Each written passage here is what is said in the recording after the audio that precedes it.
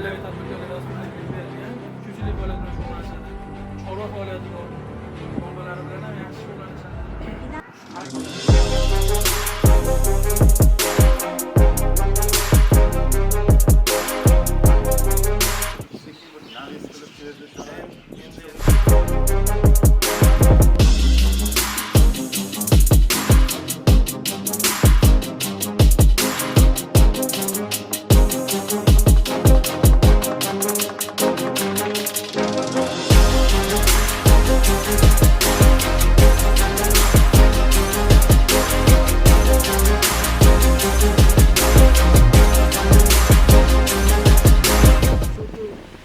Joylarda taklifni uyimizni buzaylik, podval, birinchi etajni sex, ikkinchi qavatini uy joy qilaylik.